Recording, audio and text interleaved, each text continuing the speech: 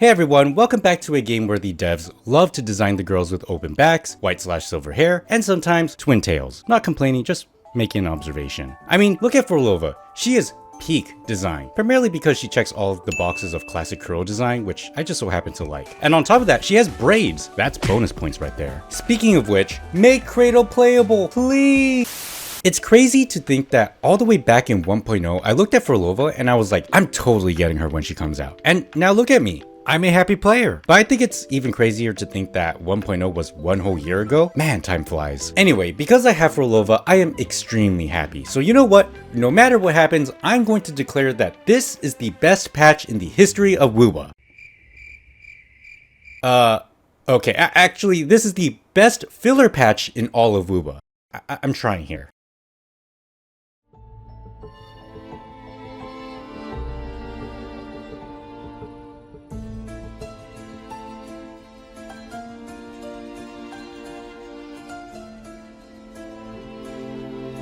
In terms of a filler story and a character story, this might be the best filler and character story we've had so far. I'm not being biased. Oh, okay, maybe I am. I mean, I get to listen to Phorlova's voice for an entire story quest, so it's kind of a blessing. Alright, that aside, maybe I should actually talk about the story. So, what is going on with the story? Basically, Cardathia made her way to the Black Shores to get a bit of a checkup due to her abnormal case of merging the power of the Sentinel and the Thronodian. In her most recent examination, she sensed some traces of the Leviathan's residual energy, which seems to be located somewhere underwater, so it's up to us to investigate what's going on. So we go towards the location, which is somewhere in the middle of the ocean, where we are then approached by Fenrico, who throws us into the ocean, only to be saved by Phorlova, who is in a pretty iffy condition herself, and is after the same thing that we're after, which is the source of the residual energy. Due to the fact that Phorlova is not in the best of conditions, we team up with Phorlova and we set off on an adventure into the Fabricatorium of the deep. So here's the thing about this story. Much like 2.2, the story is a full-on, self-contained, linear experience. And also like 2.2, the pacing is much more balanced. Not too fast, not too slow, simply balanced. When things need to move forward, they keep it short and sweet, and when we need to get to the moments that are filled with a lot of impact or they need to stress certain story beats, it slows down a bit. And when we need to break the monotony in between, they do it through gameplay or by giving you space to take everything in. The pacing here is near perfection, it's almost textbook. Now, here's what I like, and if you will allow me to say this, finally, Curl listened! Man, I've been advocating for playable dual perspectives for a long time. Ever since Chang Li's character quest, I was afraid it may never return and they'll just replace it with dialogue telling us how cool the adventures on the other side was. Yes, I'm still mad that I had to deal with the troop of fools while Carlotta was out on a rescue mission. I'm not letting that go. But when you look at Phorlova's quest, this is what I'm talking about. Through this, we get more insight into Phorlova's character and where she stands with the Fraxidus, all the while giving out hints and building up towards something. But at the same time, we get to play the experience ourselves, not just have a cutscene get thrown at us and call it a day. And I understand that back in 2.4, we got some small playable sections of the other side with the Cardathia sections, 2 to be exact. But what I really wanted were not snippets of an adventure, I wanted more than that. It doesn't have to be the whole adventure, but I would certainly like to experience more than what we got in 2.4, then have a bunch of cutscenes exposit whatever is going on. This is it, Curl. I don't need someone to tell me how their adventure went. Let me experience it. Now, moving on, let's talk about a concern that I've heard people talk about. Does Phorlova stay evil? Or will her character be completely destroyed by turning good? Well, first off, before I continue, instead of calling the opposition evil, I think it's better to call them antagonists. It's better given the context. That said, rest assured, Phorlova does remain an antagonist. Yup, do not worry, her character doesn't go down the bin and turn good just because she's playable. I mean, I was never worried because I've seen Curl pull this move before in PGR. By the way, minor spoilers for PGR if you care. Anyway, we got Luna, whose actions happens to border on genocide. In fact, there was an instance where Luna killed a bunch of people. There's obviously a bit of nuance there with the Ascension Network and all that, but I'm not going to explain it, it's complicated. But still, it's not exactly screaming good guy. Then there's her number one simp, Roland, who led a ton of people to their deaths. And then there's Alpha, who is, well, she's just angry, and the only one who didn't commit that big of a crime would be Lamia, but then again, we can say that she's complicit in assisting her friend's crimes, and guess what? They're all playable. These characters aren't committing crimes like petty theft or Team Rocket levels of antics. It's stuff normal people would look at and completely condemn. Now, I'm not going to defend their actions, but given the series of circumstances and nuance that comes with it, the reason why they do the things they do is completely understandable, and at times, I would totally side with them because there's a lot of gray areas in the world of PGR. Of course, many PGR players will point out that in the far later chapters, these characters will end up siding with you in a weirdly complicated way. Like, they'll side with you alone but not with humanity, sorta. Again, gray area. But hey, when they first became playable, they were not really on your side. They were totally against you. Hell, when Alpha first came out, she was 100% a complete antagonist. And the same goes for Luna, which is exactly where Phorlova is right now. That said, I can't wait to see where they'll take Phorlova's character. Wait.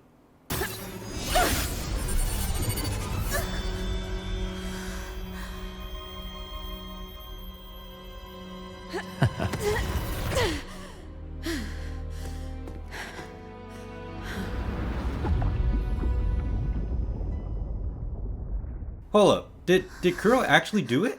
Alright, I think it's time we have a little talk. Kuro did it.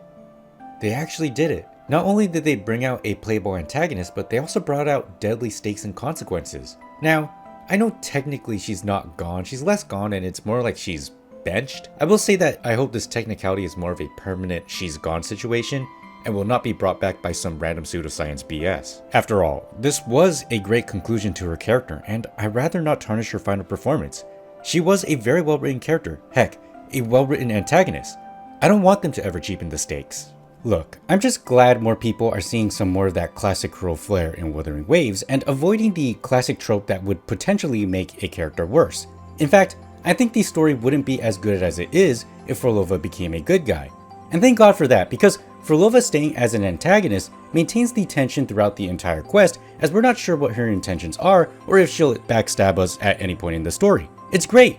I mean, the final confrontation between Phorlova and Rover was epic, and the best thing about this whole thing is that Phorlova is a living representation of the negative consequences of the former Rover's actions.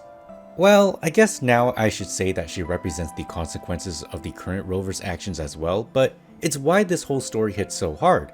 Rover isn't going to save everyone or change everyone's minds. Sometimes their convictions are stronger than the protagonist.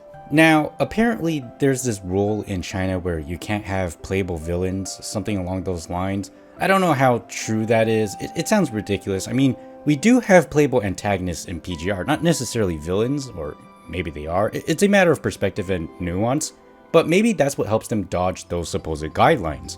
So, overall, I think it's okay. Either way, we should be pushing for more characters like the antagonist Kuro makes. And again, I'm glad people are finally experiencing what we've been experiencing in PGR, which are deep and exceptionally written antagonists. So if people say you're deranged for wanting more playable antagonists, don't believe them. Also, they're probably not fun people to be around. Kuro makes some of the coolest antagonists in any medium, especially when they have their own boss fights, and then later on, they turn into playable characters who seem cooler than their boss counterparts. So overall, there's nothing wrong with wanting to play as them.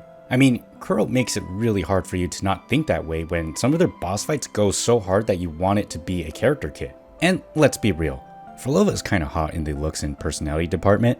I don't know, nor do I care. Yeah, she's totally my type. So while we're on the topic of antagonists, let's talk about the other antagonist who is the weaker part of the story, Fenrico. I know I said that Kuro writes great and deep antagonists, but Fenrico here is making me look like an idiot. Can we say he's an outlier? God, I sound like a deranged Kuro bot. So here's the thing about Fenrico. Fenrico is the classic example of a self-fulfilling prophecy where he's trying to save everyone from a future disaster, but as it turns out, he is the disaster. And I'm not going to lie, his plan kind of sucks. He wants to use the gem that houses the Leviathan's energy and the beyond made by Phorlova to house the Raganazi subconscious to fend off the dark tide. Wait, isn't this a similar plot point as to how Sicily became what she is? Anyway, I don't think it's going to save anyone, and if there's anyone I definitely do not trust to save the people, it's freaking Fenrico of all people. But I guess bro believes in his plan, but come on, the guy was already corrupted by the Leviathan. Like, does he not notice the mask that he's wearing? Like, Apparently, he's written to be a guy who's trying to save everyone with his questionable actions to a point where we perceive him to be the bad guy, but as it turns out, he has good intentions, making the whole church bad plot thing actually become church with good intentions, but bad ideas? That's how I feel about what he's doing, but it's not the crux of what I find to be problematic about Fenrico. The thing is that I actually think Fenrico's character isn't really fleshed out here, and it feels like his character was treated more as an afterthought or a throwaway character. Of course, this is more of Phorlova's quest, and Fenrico is simply the opposing force in the story. But a lot of what happens with Fenrico feels anticlimactic. Sure, we got to see a few records of him struggling to fight against the influence of the Leviathan's corruption as he progresses with his plans, but that was all we got in terms of build up to the final confrontation. He practically had no presence throughout the story, to a point where he simply appeared and then got put down as fast as he appeared. And for someone who has been a big presence behind the scenes throughout the Ruguna arc by simply aura farming as if he's the secret main villain of the region, I didn't expect his character to be treated like this. And then there's the boss fight. What in the world is this? If you follow this channel, you would know that I am someone who would run to the rooftops to shout out how good Kuro's boss design is. Now, as much as I would like to glaze Kuro, there are times where I can recognize that Kuro can miss, and this is one of those times. Like, what are we doing? Hitting a wall? Dodging some attacks? That's it? This is honestly the least engaging boss fight I've seen Kuro make. But hey, at least it's not like the Mia boss fight or some other recycled boss. Guys, lock in with me right here. Higher standards. We should be expecting higher standards.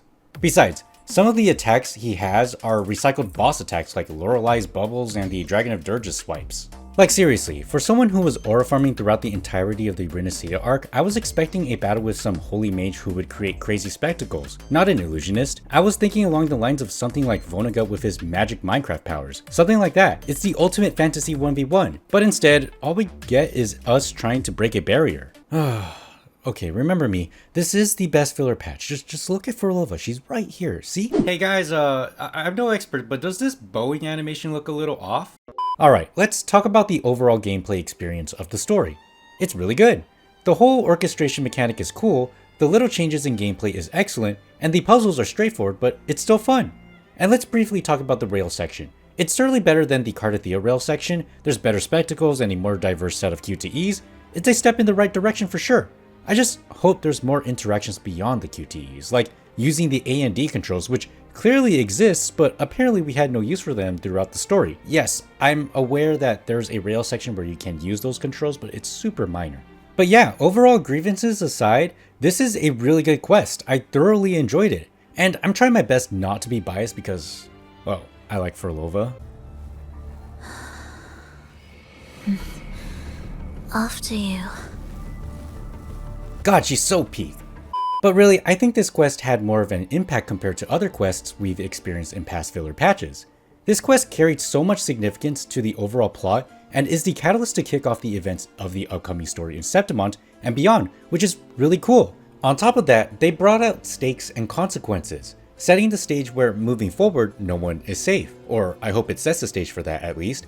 I think we'll really feel the stakes and consequences in the story when some of our friends get bodied permanently. That's when we'll definitely know the gloves are off. Either way, with what happened with this quest, you can definitely feel that things are changing for the better. And honestly, that's the most we can ask for. Well, actually, there is one thing I do want to ask for. Please give us a skin for Phorlova, and no, I'm not talking about the black recolor one. I would actually spend money on the white outfit Phorlova wore in the past. It looks so good!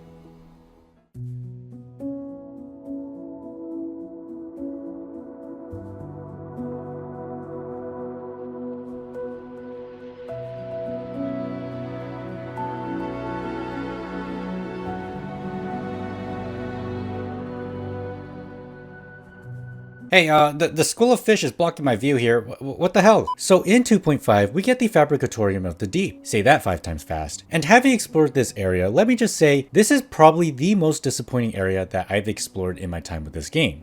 This area is limiting and also sparse in terms of content. For the limiting part, there are some areas where you're literally blocked off by an invisible wall. Not sure what the deal is with that, but it's very unexpected for an open world game like this to suddenly stop you from exploring an area that clearly looks like you can explore it, especially when it's right in front of you. At least they didn't take away your ability to fly. But to be honest, flying might mean absolutely nothing considering how little there is to gain from exploring pretty much anything here. I was honestly shocked at how little there was to find despite the area having many places where you would think there could be a chest, an interactable, enemy, structures, or even a puzzle. Nope, a lot of these areas are really barren. And usually when I 100% a map, I'm not only going after the main attractions of exploration, I also use the loot mapper to grab any extra chests that could be out and about. But when I did it for this area, it appeared that I was wasting my time. At least the puzzles that were there were really good. In fact, they might be among the best in the entire game. But there's so little. This was unexpected. The area looks really cool, but beyond that, it's a better wallpaper than it is a map. This was a bit disappointing because I was hoping this would top the Riccioli Islands, but it certainly didn't feel that way. And that's all I can say about this area. I wish I could say more, but what more could I say? Guys, don't worry, this is still the best filler patch ever. Phorlova release. It's great. We don't need an open world. It's just like PGR. We're just here for the characters and the story. The open world, it's all extra nonsense. We don't need it. Phorlova's here, and that's all that matters.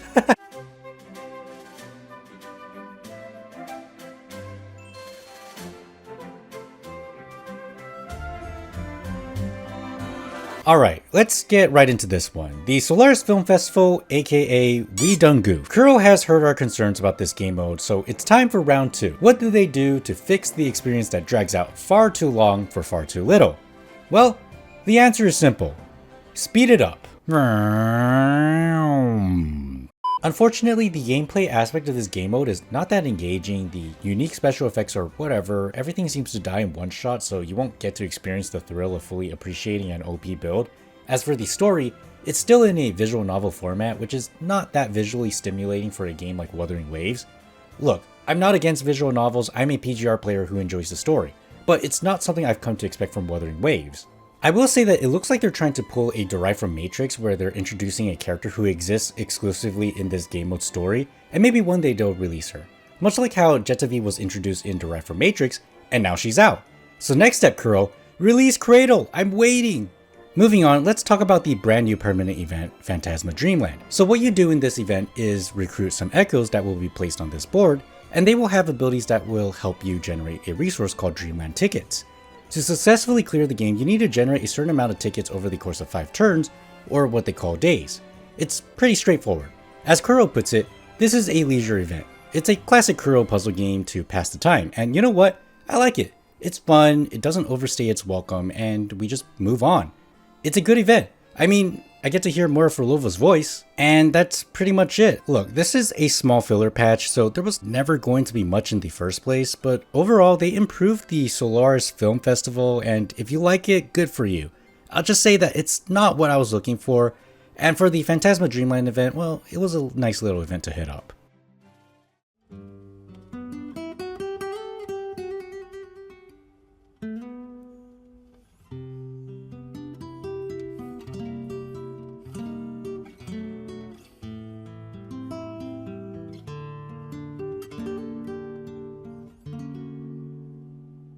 One of the things I am not covering in this patch is the new Overture quest, because it's not out yet as of recording this video.